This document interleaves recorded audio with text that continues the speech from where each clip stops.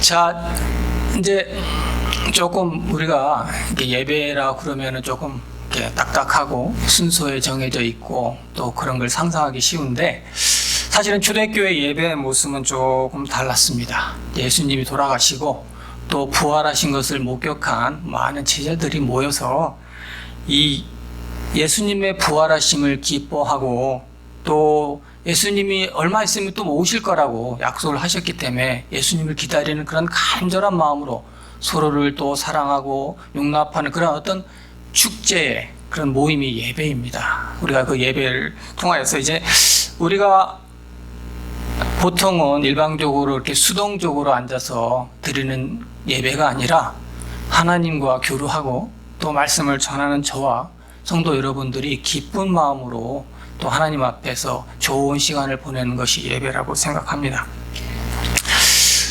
성경 말씀을 보면은 여러분 그 등장인물들이 어떤 계기가 있으면 이름을 하나님께서 바꿔주시죠.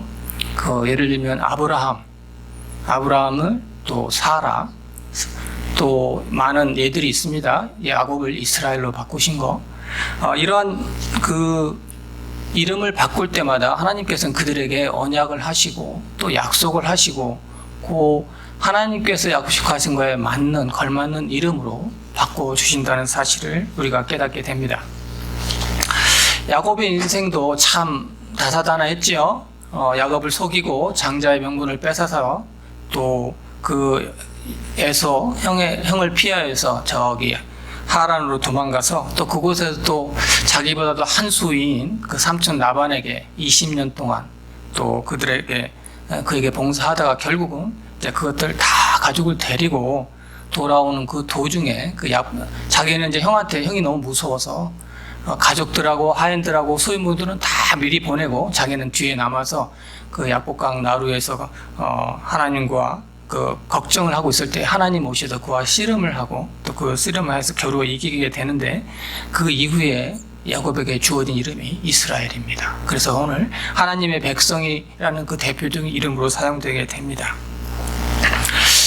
우리도 하나님 예수 그리스도를 믿는 사람으로서 그런 새로운 이름을 부여받았지요. 죄의 자녀에서 하나님의 그 약속의 자녀로 새로운 이름을 받았습니다. 아멘. 그리고 또 세상에서 주관하는 그런 세상 주관자들의 그 주관함에서 벗어나서 성령의 인도하심을 받는 새로운 지위를 얻었습니다. 그 다음에 세상 속에서 우리가 실패하는 자녀가 아니라 이미 예수 그리스도께서 세상을 이기었기 때문에 우리는 이미 승리의 자녀입니다. 이런 새로운 이름을 하나님께서 저에게 주셨다는 사실을 이 시간 믿고 감사를 드립니다. 오늘 말씀의 제목이 여호와의 이름을 부르는 자입니다. 우리 다 같이 오늘 읽은 28절 말씀을 한번 읽어보도록 하겠습니다. 그 후에 내가 내 신을 만민에게 부어주리니 너희 장녀들이 장래일을 말할 것이며 너희 늙은이는 꿈을 꾸며 너희 젊은이는 이상을 볼 것이며. 자, 여기서 여러분, 부모들은 자식에게 뭔가 주려고 하지요. 이유가 없잖아요. 그냥 뭐가 있으면 쌓아뒀다가 주기도 하고 뭔가 자녀들에게 그냥 아낌없이 주려고 하는 게 부모입니다. 조건이 없습니다. 그냥 이유가 없어요. 왜냐고요? 사랑하잖아요. 사랑하는 사람한테는 뭔가를 자꾸 주려고 합니다. 그죠? 하나님은 우리를 사랑하십니다. 그렇기 때문에 하나님께서는 우리에게 뭔가 끊임없이 주시려고 하십니다. 우리가 성경 말씀을 가만히 들여다보면 우리가 하나님께서 너희는 이걸 나한테 드려라 이런 말씀보다 내가 너희에게 이걸 주겠다 하는 말씀이 훨씬 많습니다. 우리가 이런 사실을 가지고 늘 성경 말씀을 읽는다면 우리가 말씀이 있는 게 부담이 아니고 하나님의 은혜라는 사실을 깨닫게 될 수 있습니다. 사랑하며 또 그 사람에게 뭔가를 주면 참 기쁘지요. 받는 기쁨보다 주는 기쁨이 상당히 큽니다. 그죠? 하나님도 마찬가지입니다. 하나님께서 무언가를 우리에게 주시면 기뻐하십니다. 하나님은 뭔가, 부모들은 주고 나서 너 이거 줬으니까 내가 계산서에 따라서 이거 빼고 해서 가져와라 그러지 않지 않습니까? 그죠? 주는 걸로 기뻐하고 주는 걸로 만족하지 않습니까? 하나님도 마찬가지입니다. 일단 하나님은 주시는 겁니다. 감사함으로 우리가 받기만 하면 되는 겁니다. 우리가 하나님의 그 특성을 얘기할 때 제일 먼저 드는 게 사랑입니다. 하나님은 그 사랑 자체이시고 또 이러한 사실을 사도 요한도 그의 그 말씀에서 고백하고 있습니다. 우리 요한 1서 4장 16절에 보면 다 같이 읽어보겠습니다. 하나님이 우리를 사랑하시는 사랑을 우리가 알고 믿었노니 하나님은 사랑이시라. 하나님은 사랑이시라는 사실입니다. 여러분, 세상적인 셈법을 하면 우리가 하나님은 오래전부터 적자 인생이십니다. 그죠? 왜냐하면 너무 많이 주셨는데 가장 결정적으로 독생자이신 예수 그리스도를 우리의 죗값으로 주셨기 때문입니다. 그런데 오늘 읽은 말씀에서 또 이것도 모자라서 하나님께서는 또 성령을 주심을 약속하고 있습니다. 오늘 성령님에 대해서 많이 다룰 텐데요. 성령님에 관한 그 말씀 중에 성령님은 우리 하나님과 예수 그리스도께서 보내신 자이십니다. 이 보내신 그 성령님께서는 그 하나님이 뜻하시고 예수님이 목적하신 바를 이루고 실행하시는 분입니다. 우리가 하나님께서도 성령님을 보내시겠다고 약속하셨지만 예수님께서도 여러 번 성령님을 보내시겠다고 약속하십니다. 우리 요한복음 14장 16절, 17절 말씀을 한번 읽어보겠습니다. 내가 아버지께 구하겠으니 그가 또 다른 보혜사를 너희에게 주사 영원토록 너희와 함께 있게 하시리니 저는 진리의 영이라. 세상은 능히 저를 받지 못하나니 이는 저를 보지도 알지도 못함이라. 그러나 너희는 저를 아나니 저는 너희와 함께 거하심이요 또 너희 속에 계시겠음이라. 여러분, 성령님께서는 예수님의 요청으로 하나님께서 보내심을 받으신 보혜사이십니다. 여러분, 성령님께서는 이 순간에 여러분과 함께 계십니다. 믿으십니까? 또 우리 마음 가운데 계십니다. 성령님께서는 이러한 우리 마음과 우리의 삶 가운데 계시는데 우리의 삶은 이렇게 성령님이 함께 하시는 삶 같지 않습니다. 왜 그럴까요?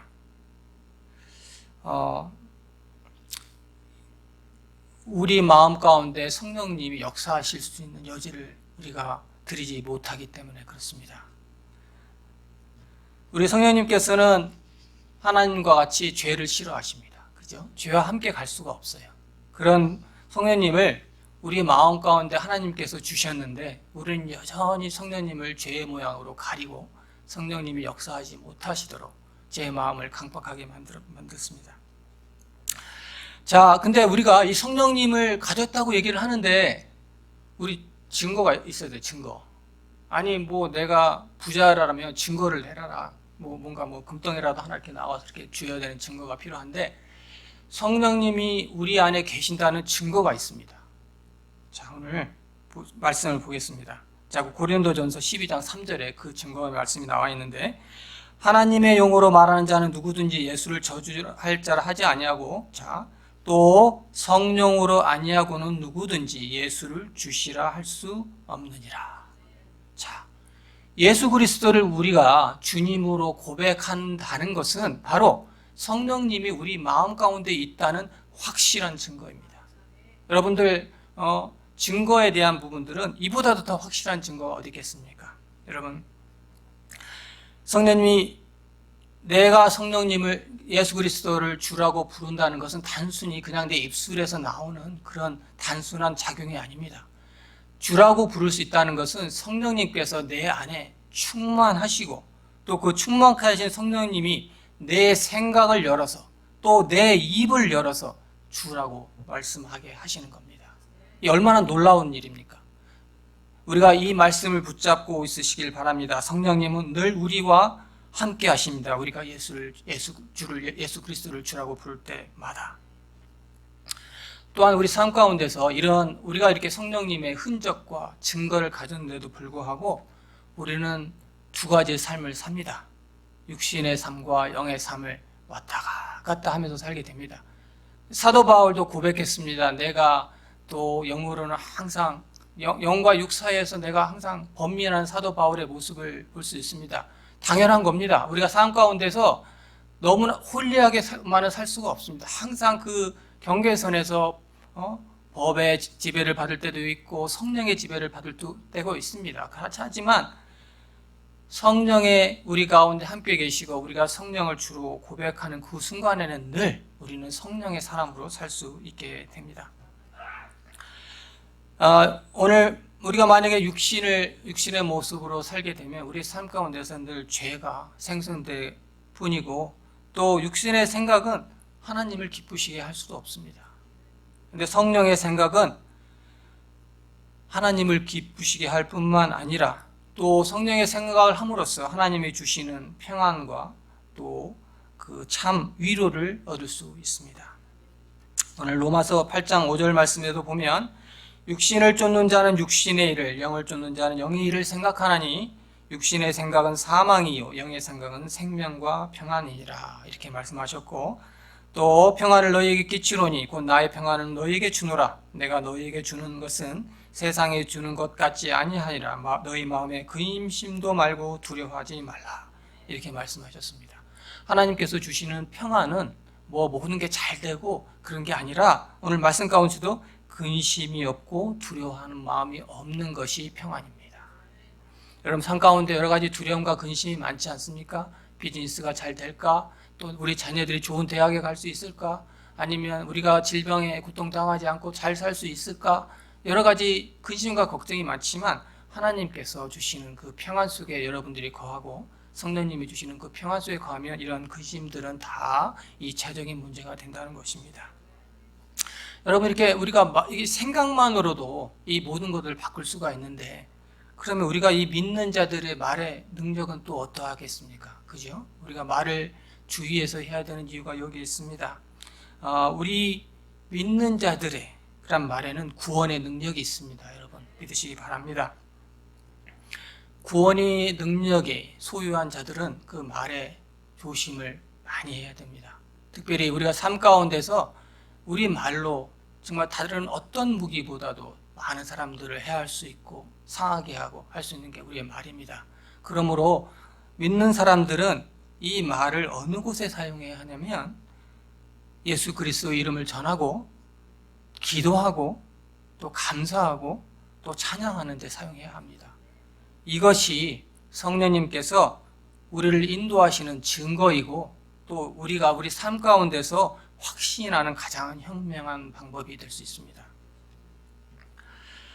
여러분 우리가 또 하나의 증거는 성령님께서 우리 안에 계시면 또 성령님께서 우리를 친히 당신의 자녀 또 하나님을 통한 그리스도의 후사로 증거하시고 계신다고 오늘 말씀 가운데서도 얘기합니다.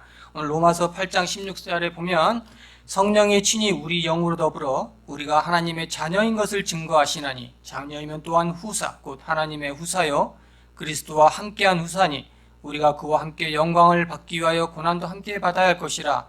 생각건대 현재의 고난은 장차 우리에게 나타날 영광과 좋게 비교할 수 없도다. 이렇게 말씀하고 있습니다. 성령님께서는 친히 우리가 하나님의 자녀인 것을 증거하십니다. 여러분들 그런데 이 증거하시는 그 말씀 속에 우리가 주목해야 될 말씀이 있습니다. 뭐라고 말씀하시냐면 우리와 우리의 영으로 더불어 성령님께서 사역하십니다. 성령님은 일방적이신 분이 아닙니다. 항상 우리의 말씀을 우리의 그 반응을 요구하십니다. 여러분 하나님께서 우리한테 물으시고 우리를 이끌어 주시고 우리가 움직이시기를 원하시는 것입니다. 또한 예수님은 또 성령님을 다른 보혜사라고 부르셨습니다. 예수님도 우리의 보혜사입니다. 그가 승천하신 후에 예수님과 같은 분이 우리에게 필요하다는 사실을 예수님께서 아셨습니다. 우리는 연약한 존재입니다. 예수님께서 늘 우리와 함께 계셔야만이 우리는 세상을 올바르게 살 수 있기 때문입니다. 여러분 예수님 그 삶을 돌아보십시오. 예수님이 3년간 공생의 기간 동안에 많은 일을 하셨잖아요.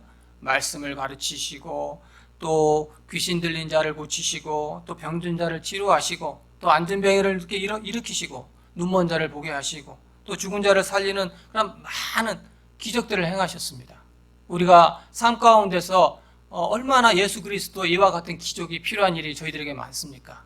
예수님께서는 당신의 그 사역을 통해서 우리가 얼마나 당신이 필요하고 옆에 있어야 된다는 사실을 같은 인간의 육신으로서 절실하게 깨달았습니다. 그래서 예수님께서 당신이 가시고 나신 후에 우리를 도우실 또 다른 보혜사를 성령님을 보내주시기로 작정하신 것입니다.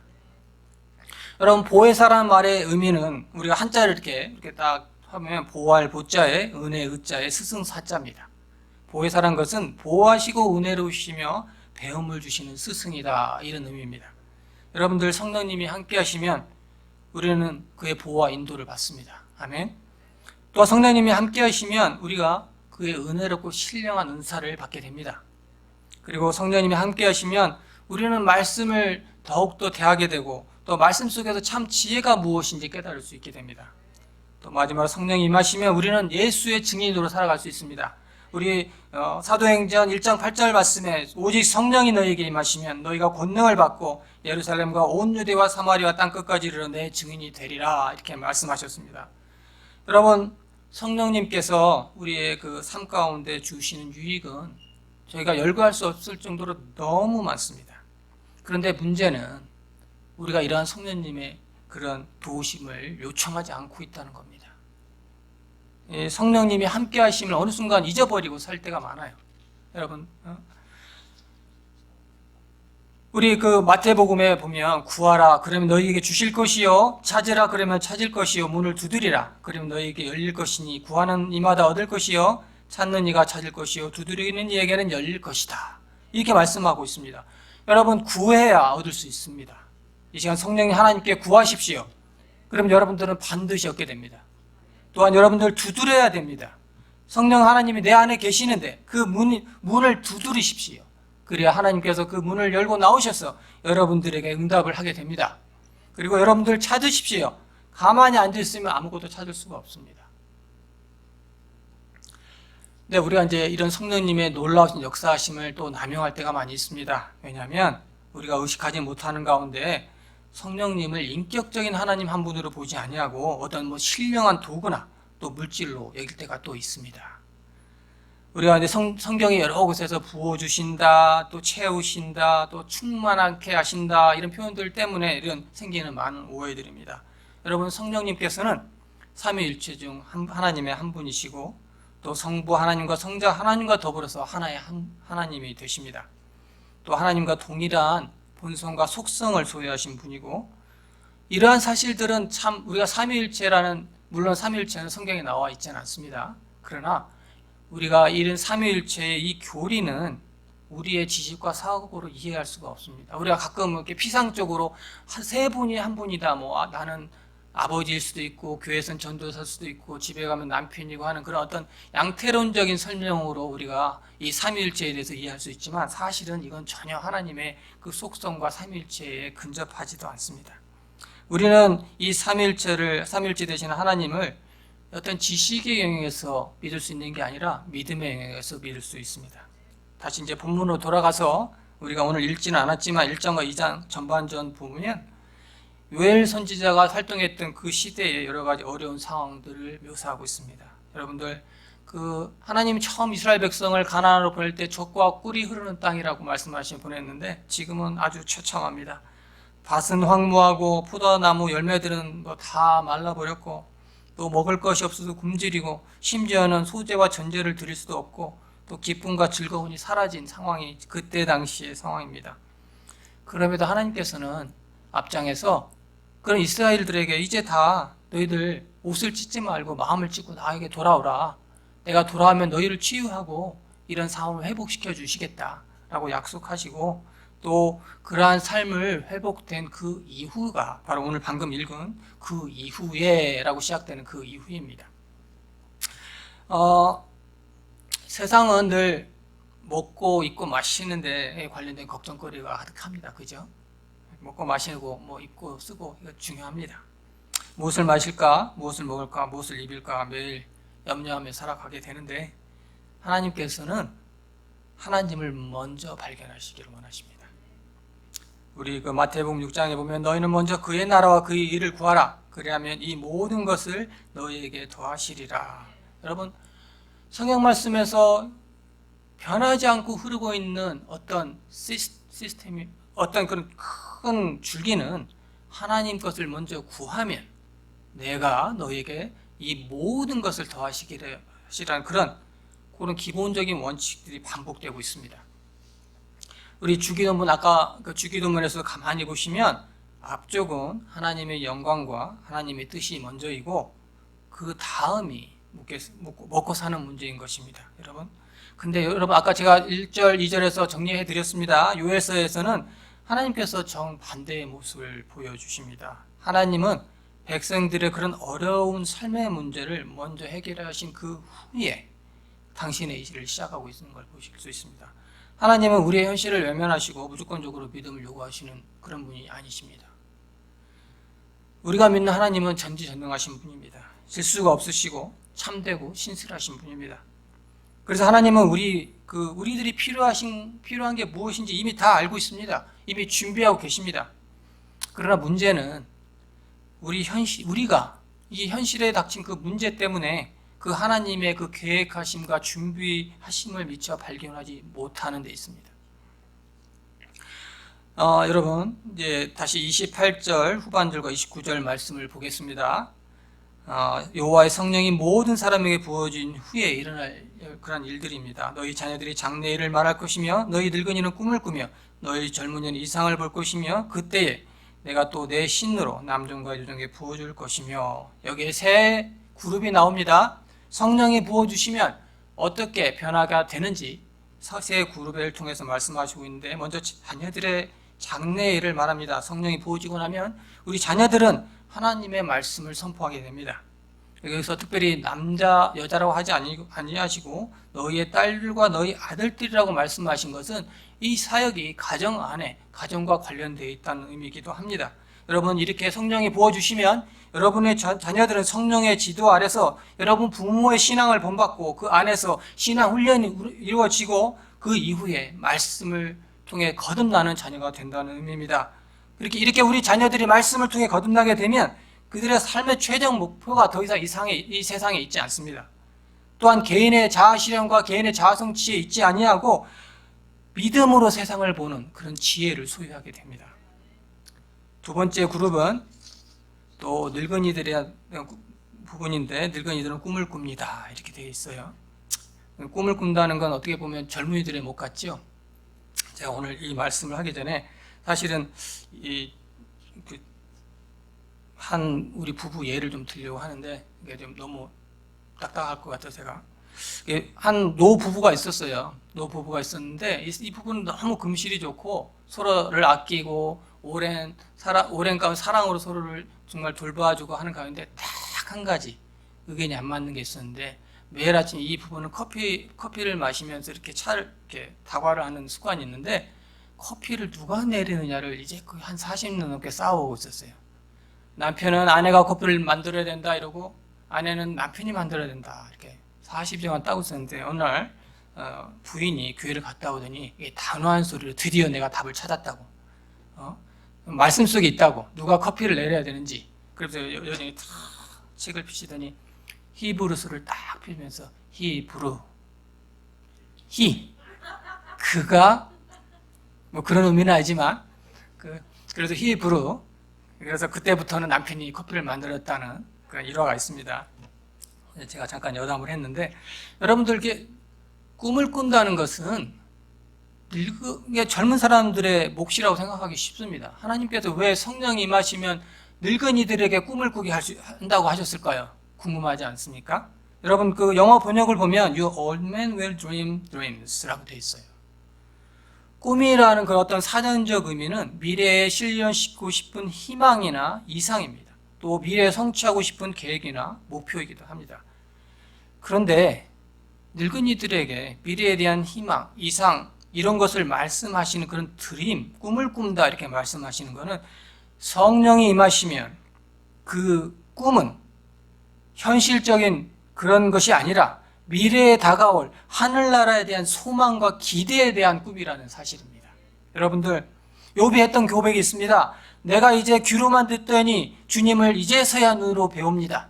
여러분들, 그 순간을 꿈꾸는 하나님을 뵐 수 있는 시간을 꿈꾸는 것이 바로 이 늙은이들에게 꿈을 주시는 그 하나님의 계획입니다. 이제까지 세상에 보이는 것들, 겉사람들, 주위 사람들이 의식하는 그런 겉모습으로 살아왔다면 성령이 여러분에게 임하시면 이제 보이지 않는 영원한 것들을 향해 더 힘차게, 또 젊은 사람들이라도 더 열정적으로 살아갈 수 있는, 그 속사람으로 살아갈 수 있는 새로운 힘을 주신다는 겁니다. 그리고 마침내 우리가 이렇게 열심을 다하고 선한 싸움을 다 마치고 달려갈 길을 다 마치면, 우리 삶의 믿음으로 우리를 지키면 그 후에는 우리에게 의의 면류관, 생명의 면류관이 준비되어 있습니다. 여러분, 그 켄 브랜차드라는 사람이 있어요. 그는 유명한 저설가인데 그의 저서 비전으로 가슴을 뛰게 하라, 이런 저서가 있어요. 여러분, 켄 브랜차드가 누군지 잘 모르시는 분은 그 칭찬은 고래도 춤추게 한다, 이 책을 많이 들어보셨죠? 이 책을 지은 저자입니다.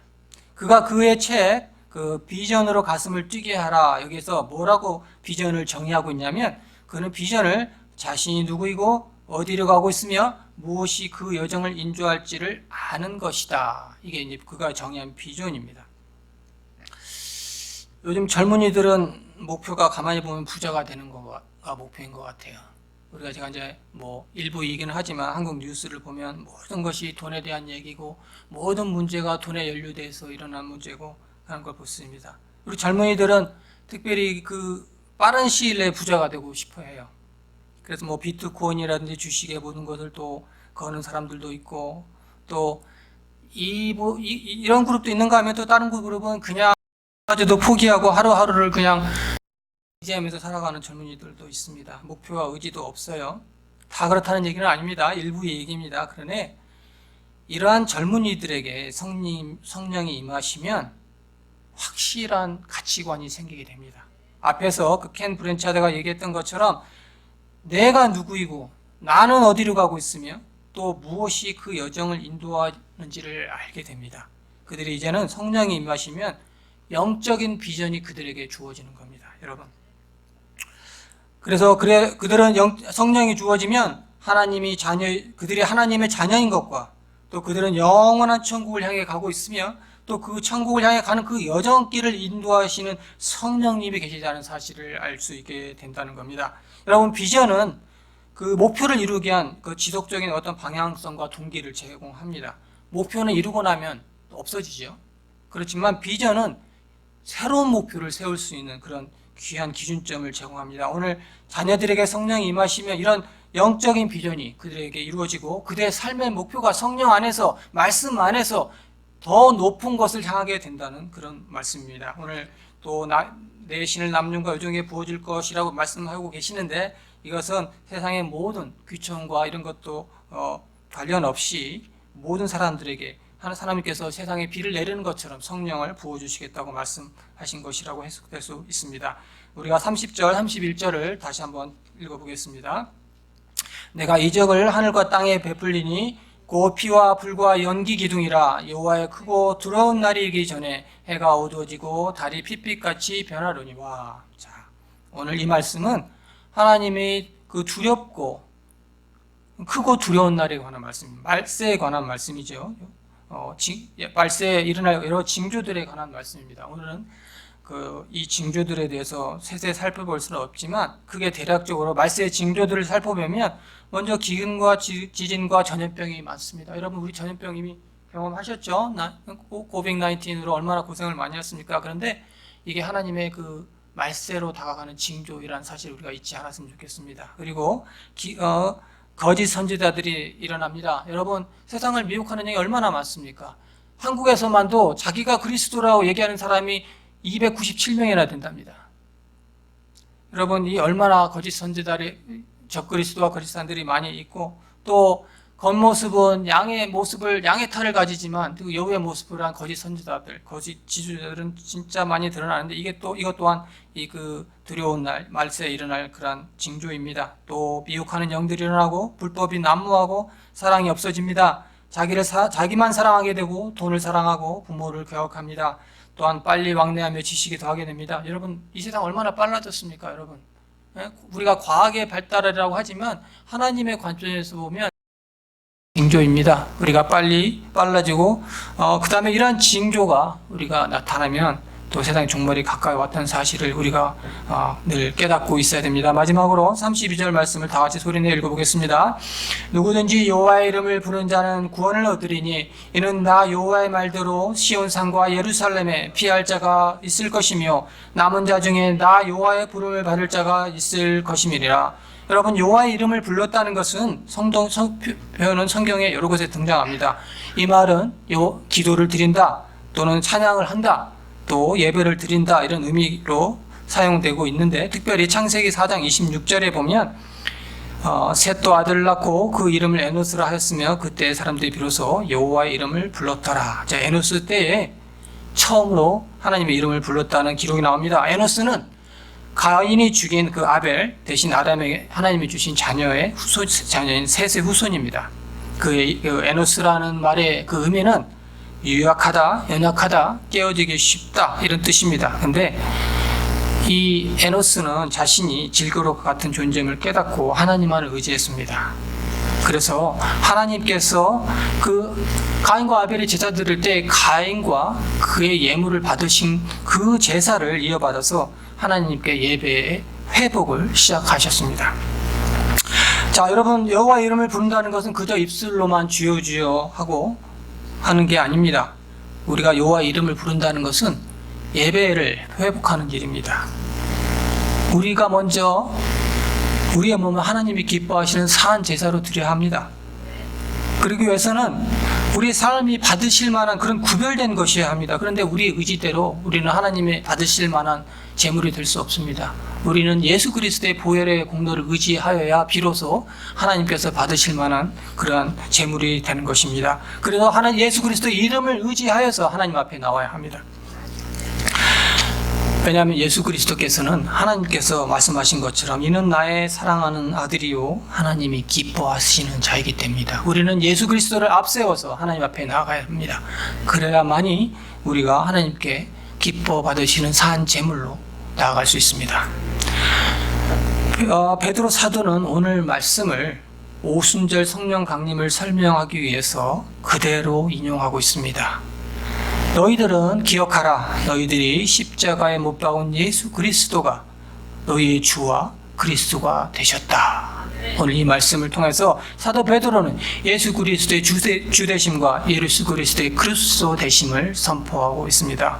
자, 이제 여러분, 여호와의 이름을 부를 때입니다. 우리 마음 가운데 성령님을 깨워서 우리 입술을 통해서 여호와의 이름을 부르짖을 때입니다. 예수 이름을 부르는 자는 누구든지 구원을 얻습니다. 상관이 없습니다. 내가 어떤 사람이고 내가 어떤 조건에 처해 있고 내가 어떤 그런 양식을 가지고 있는 상관없습니다. 그 이름을 부르는 누구에게나 예수의 그 하나님의 구원이 선물로 주어지게 됩니다. 성령께서 이 모든 것들의 증인이 되십니다. 기도하겠습니다. 사랑의 아버지 하나님, 감사합니다. 우리가 하나님의 그 놀라우신 그 은혜, 성령님의 함께하심, 또 예수 그리스도의 그 보혈의 공로를 의지하여서 원하시는 삶을 살기로 작정합니다. 주님, 우리에게 함께 계시고 우리를 위하여 말하면 탄식으로 기도하시는 성령님을 이 시간 붙잡습니다. 성령님이 나를 통하여 역사하게 하심을 믿습니다. 이 시간 함께 해주시고 또 그것들을 통하여서 우리가 드리는 예배, 우리의 삶 가운데 모든 것들이 주님이 받으실 만한 것이 될 수 있도록 함께하여 주시옵소서. 우리를 위하여서 예수 그리스도를 보내주신 하나님의 사랑과 또 우리를 위하여서 십자가의 모든 고통을 지신 예수 그리스도의 그 은혜와 또 이 모든 것을 실행하시고 확증케 하시는 성령님의 그 놀라우신 감동이 이 시간 함께 하시기를 우리 주 예수 그리스도의 이름 받들어 간절히 기도했습니다.